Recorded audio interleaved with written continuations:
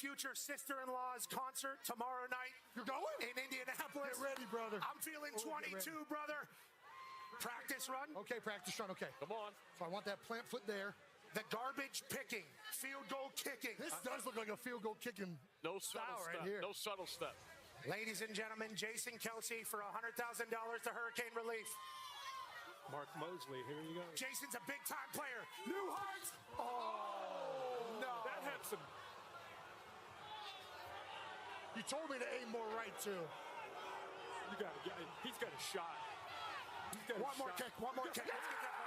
Let's get that. Let's get that ball back. Yeah, Hey. we need the ball. Remember what you say about There kickers it comes. next time. There it comes. You know, Jason? I'm feeling it.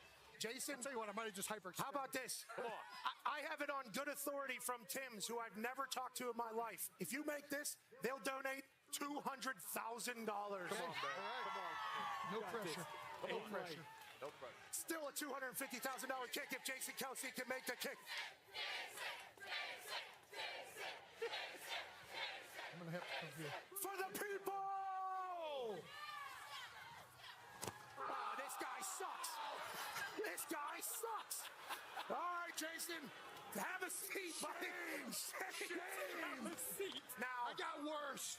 Vans and Tim's is doing a hashtag kick it forward movement where if you kick a field goal or miss a field goal in Tim's or Vans and use the hashtag kick it forward, they will donate $100 up to 1,000 entries for another $100,000. Jason, you didn't let everybody down. You didn't let everybody down. You didn't let everybody down. You're a good man. You're a good man. Now, Eric, for $250,000, why don't you make this kick and make this a memorable morning in State College? Let's go, Eric! Yeah. Move it up here. Yeah, let's move it up. Up here. How you go up here? Look at this. That's 32 Let's move yards. this up here. That's a little rough right there. Jason had to deal with. Yeah. For Jason, he's a professional athlete now, one of the greatest of all time. He couldn't do it, but Eric Harkin might be able to do it. You're gonna line it up? You want to line it up? Hey, real quick. We are!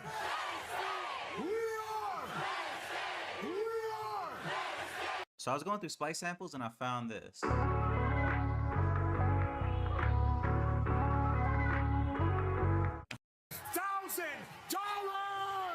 I have a question. Can I ask a question? Absolutely. I don't know anything about kicking, but Jason came all the way up and then he backed up. This guy's just starting back there. Yeah, That's a problem. No, That's a problem. This is how just eyeball that thing and send it. Don't overthink it, Eric. We've already had you do too much thinking in between those ears. You're a finance major. Are you a kicker? We shall see today. Aim right. Aim right. Aim right. Oh, sniping, kids. Eric, I tell you what, that was a pretty horrendous attempt. Eric, how about this? Jason Kelsey told me, especially after that wonderful podcast deal that he and his brother earned over there for New Heights, he'll put up 250, I'll put up 250. This is a $500,000. Let's go, Eric. $500,000. You got this, baby. Right, Eric. Aim right. Aim right. Get Gotta under get in it, the air. Eric. Gotta get in the air. $500,000. Kicking isn't easy, but it's a great thing. Eric, good work. I appreciate you. Jason Kelsey, living legend, obviously. We'll donate another couple $100,000 to Hurricane Relief, as will Tim's and Vans. Hashtag kick it forward. Any final thoughts? Yeah, I got a whole new respect. I suck at kicking. Okay? Thank you. Thank you. Good work, Herbie. All the credit. Cheers to Garage Beer. Back to you, Reese. Good work, buddy. All right, Pat, I thought that first ball that Jason kicked was never going to be found again. Had some leg on it, just not much accuracy. Duke and Miami, by the way, speaking of field goals, Duke had a field goal blocked at the end of regulation. Unbelievable play by the SMU guy, or else they'd be coming in with just one loss. DoorDash counting us down to kickoff inside 90 minutes until Duke takes on Miami. Manny Diaz going back to the place where he was once the head coach, and the Hurricanes undefeated. Mario Cristobal, Cam Ward, all of the guys trying to keep it going, and Miami has been an offensive juggernaut. They lead the nation in total offense. They have 65 plays of 20 yards or more. That's 8 more than anybody else in the country. If they are the C4 of explosive plays, sparkler that usually you can't get lit. But how Duke gets things going, tackles for loss and turnovers, second in the nation in both categories, and that's the fuse they'll have to light if they want to pull off the upset. What makes us so effective as an offense, I would say the O-line. Those guys, they're the reason why we're able to throw the ball deep down the field. They're the reason why we're able to run for 200 yards. Where they really roll guys is at running back. We've got a stable of very, very talented running backs, and so it allows them to stay fresh and to run hard for all 4 quarters. This time just hands it off. And Martinez lowers the shoulder and muscles right on into the end zone. We're going to get after them. That's our game plan every week, and we're going to stick to that. Pressure picked up, and it's intercepted to the house. Pick 6. They got a real unique blitz package, so, we have to pick those up and, get the ball out.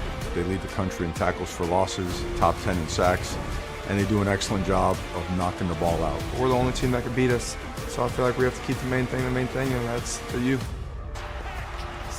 They got a real unique. My name is Marty France, retired Brigadier General in the United States Air Force. Miami is a huge favorite in this game. Of course, Manny Diaz's calling card, whether he was the head coach at Miami, the defensive coordinator at Penn State. Well, Miami is a huge favorite in this game. Of course, Manny Diaz's calling card, whether he was the head coach at Miami, the defensive coordinator at Penn State, has been disruptive defenses. They're only allowing less than 19 points per game in this Miami offense. Well, for the first time against Florida State, Cam Ward didn't throw a touchdown pass. We just caught one. And you see what they've been able to do. This is where the matchup in the game will be decided, is whether Duke can do anything with this Miami offense, Nick. Well, I think one of the keys when you play an offensive team like Miami is you got to keep the ball away from them. Yeah. So Malik Murphy and Duke's offense is going to have to do a good job, because Miami defense has been suspect at giving up big plays at times, sometimes mental errors, sometimes missed tackles. Everybody talks about Miami's offense. If they have the ball, they're probably going to score points. Yeah, I tell you what, you want to keep everything in front of you, too, as a defense. I think Duke's defense is going to have to make sure they focus on eliminating the explosive plays. Miami's a very explosive offense. And then try to create some turnovers, which Duke has been great at, and win the battle of special teams. If they're able to slow the game down like that, this game will get into a dogfight later, and I think anybody can win. Steve, got an Aflac trivia question that relates to? I do. Aflac trivia question. Miami famously beat Duke on an 8 lateral kick return touchdown in 2015 poorly produced game. Who scored that touchdown for the Hurricanes? 2015. Man. Let me think. The thing I remember about this game is I know TV people might know, camera 4 had this unbelievable shot of David Cutcliffe awaiting his reaction to beat Miami. I remember camera 4, but I just saw that. Was it Corn Elder? Corn Elder? Come on. Yes. Come on. Yes. Was it Corn Elder, do you think? That's what we were talking about earlier. I think. They were telling me stories. He's from Nashville. Nashville kid. Where did he play high school ball? Innsworth High School. Yeah. He and Timmy Hasselbeck. Yeah, These that's guys. right. That's scary. Okay. Hey, That's Nick, scary, Kirk, bro. I think you guys are headed over. yeah, we are. Let's go. Let's break that down. Yeah. So they're headed over there to break down a game that's coming in the SEC tonight. Now, first off, you're going to see Duke, Miami, and Duke is hoping the ghost of Corn Elder doesn't come back to get them. That's at noon Eastern time on ABC. That's followed by Florida and Georgia. The Gators, huge underdogs. By the way, last time in Jacksonville for a couple of years, you're going to renovate the stadium. You're going to play in Atlanta and Tampa until our Jaguars have the stadium already there in beautiful downtown Jacksonville. And then DoorDash counting us down to kickoff. Watch out. In Fayetteville, Arkansas putting together some offense. This is an elimination game for Ole Miss because all of them are from this point forward. There's Leno. Some of the Ole Miss fans are upset that Jackson Dart went out for Halloween and dressed up. Come on. They're upset. Well, see, what they forgot about was Johnny Manziel. Oh, yeah. So Johnny Manziel went out and everything worked out fine. That's what they got to realize. They needed to be Johnny He was Manziel today. Scooby-Doo, I think, that night. He was. Then he'd go for 380 yards 2 days later. Harvey's weekend menu. Ole Miss and Arkansas. And Vanderbilt and Auburn. The ghost, and not even the ghost, the real thing of Diego Pavia who beat Auburn last year at New Mexico State and beat Hugh Freeze at Liberty when he was at New Mexico State. And here he comes again. And quarterbacks who can cause a problem. Marcel Reed tonight for the Aggies against the Gamecocks when they took Wigman out and let Reed run wild. Kirk, things changed for the Aggies against LSU. Boy, it was an amazing difference when Marcel Reed came into the game, and the ability to get this offense really to just open it up. And now we got a week for South Carolina to prepare. Let's talk about what he's done, not just in this LSU game, but really all year long, what he's been able to do. Well, I think when you have a dual threat quarterback like this is a read zone option, and you can see both tight ends are arcing out to the perimeter, so they're going to make positive blocks on the perimeter. He pulls the ball. And for people at home, Coach, his eyes are right here. Yeah, he's reading this guy. If he comes down, takes the back, he's going to pull it. And two blockers out front, so they really block good him on the blocks. perimeter, so it's off to the races. So, and the LSU couldn't figure this out, their defense. I don't really think LSU was prepared for this. Now, here you're going to see pull, action this way, counter. Actually, LSU defends the play pretty well, but A&M just blocks them up, hat on a hat. And for the fans at home, when this is basically a quarterback counter, as Coach said, you have the center, the left tackle, both pulling. You get action this way, and then you get right behind the blocks that you just talked about. Tough to defend. When you read it, and then that's just a design run. This is earlier in the year when Marcel Reed was in against Florida. Well, this is your dream on defense, is to have a free runner at the quarterback. This is actually 2nd and 21. He feels the pressure, and he's going to make a 30-yard run out of this. So this is so frustrating for you on defense, whether you're playing zone or man, when you have a quarterback that can take off running and break you down like that. And the thing to remember here is it's almost like you're in position, but you got to tackle him. It's one thing to be there, right? This guy's like Jaden Daniels was last year at LSU. Well, that's what makes it great. Now here, the thing that impressed me most in the Florida game is the first 3 third downs of the game. We talk about this guy being a runner. He converts all 3 third downs. This is one of them where you, again, a free runner in the A-gap up the middle. He scrambles to throw this time, not to run. Coach, and converts a 3rd down. Instead of everyone thinks he's just a runner, look at his eyes downfield. Look at him recognizing this right here and be able to make that throw. So he's not just looking to run. A lot of quarterbacks have a tough time doing that. And here he is last week. This is really his only. He had 2 passes when he got in. Yeah, they called 20 out of 22 plays were runs when he's in the game. Yep. But this is what he can do. This guy can pass the ball, and this is a big play, explosive play down the field, 50-yard throw. Coach, I want you to watch this. Because of his threat to run, look how slow this safety is. He's eyeing the quarterback, and because he's eyeing him, he's late in getting back. That opens up that throw real quick. Yeah, Shane Beamer and his defense had a week. He went in the middle of the game. Now you got Shane Beamer trying to figure out what in the world are we going to do to try to stop him. It's different having a week to prepare for that. I really do think when you have a week to prepare for a quarterback like this, it gives you a little bit of advantage. And I think South Carolina's front has a really good opportunity to try to create some confusion for this guy in pass rush, as well as athletic enough to take him off the read.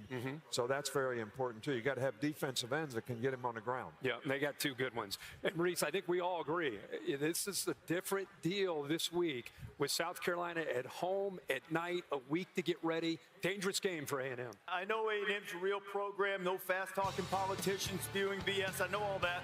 Cocky sports 16 turnovers. Better be careful. Next week, Baton Rouge, Alabama, and LSU, as if the stakes aren't always high.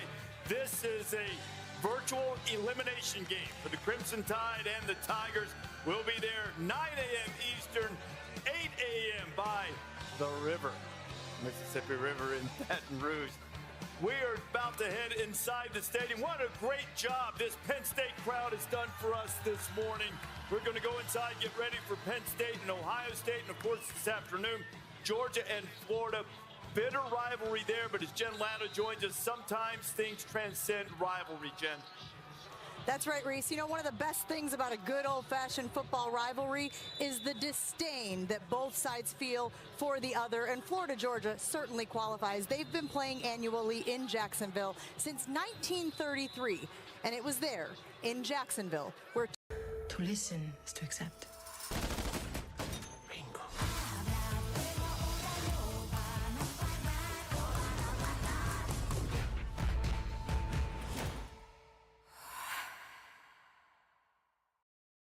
we could be arrested. I can go to jail for taking care of a patient.